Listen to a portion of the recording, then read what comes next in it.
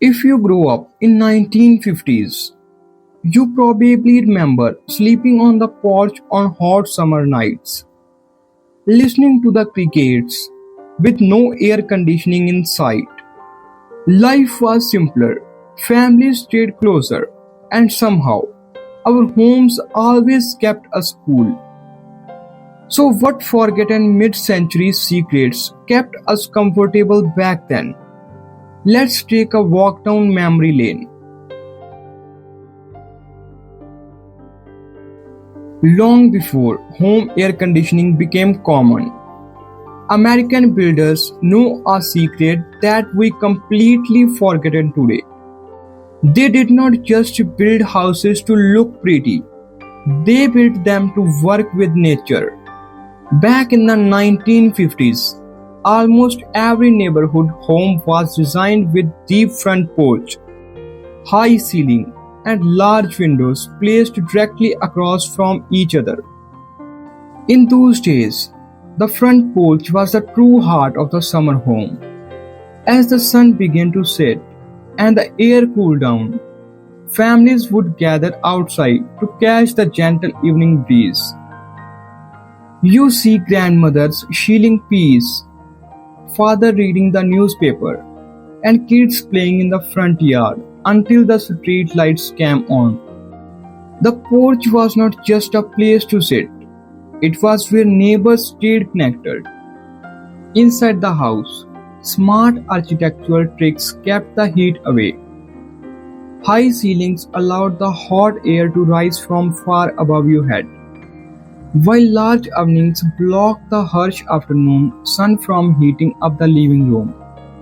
At night, parents would open the front and back windows to create cross ventilation, letting the cool night air sweep through the entire house. It was a simple, peaceful way of living, where your home naturally protected you from the summer heat.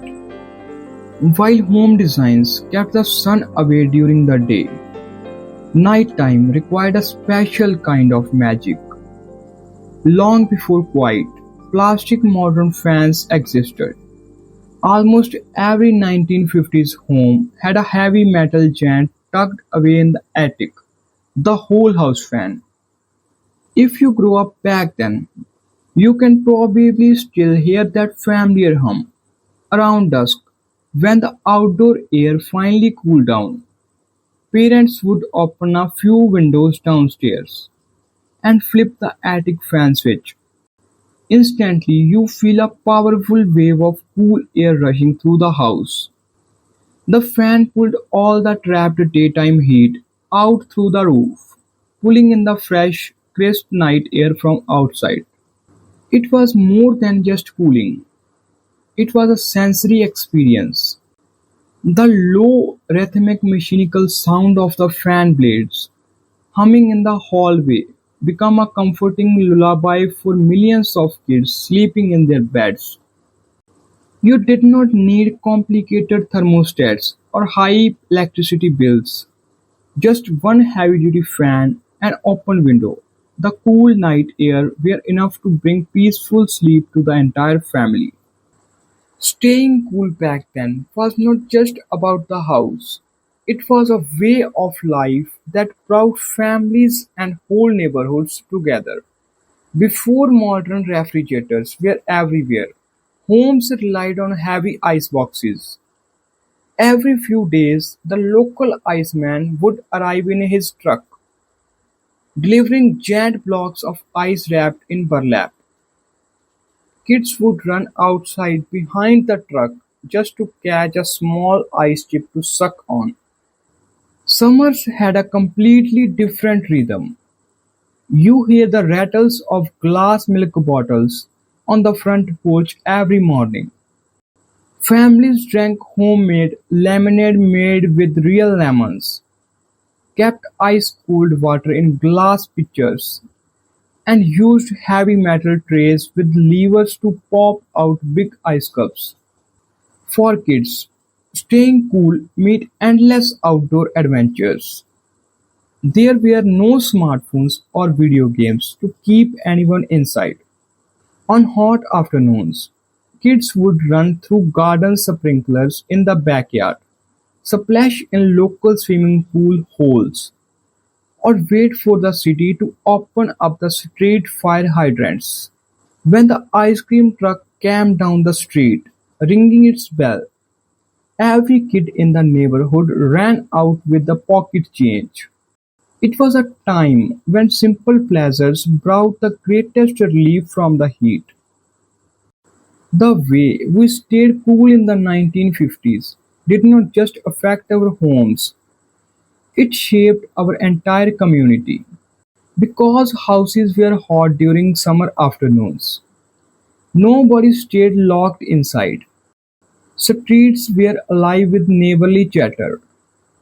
People know everyone on their block, and if someone was struggling with the heat, a neighbor would offer an iced tea or a spot on their shady porch.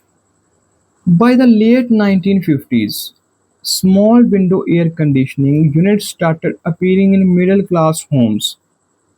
At first, having an AC unit was a luxury, something neighbors would come over just to marvel at. But slowly, as AC became affordable, a subtle shift took place. People began moving indoors, closing their windows, and drawing the curtains. The lively evening conversations on the front porch started to fade away.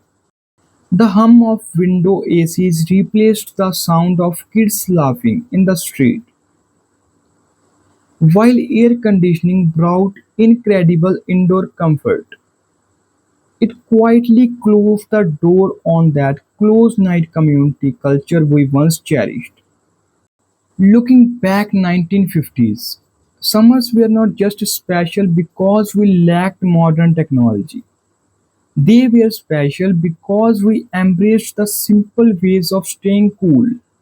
We sat on front porches, drank homemade lemonade, listened to attic fans, and spent time with the people around us.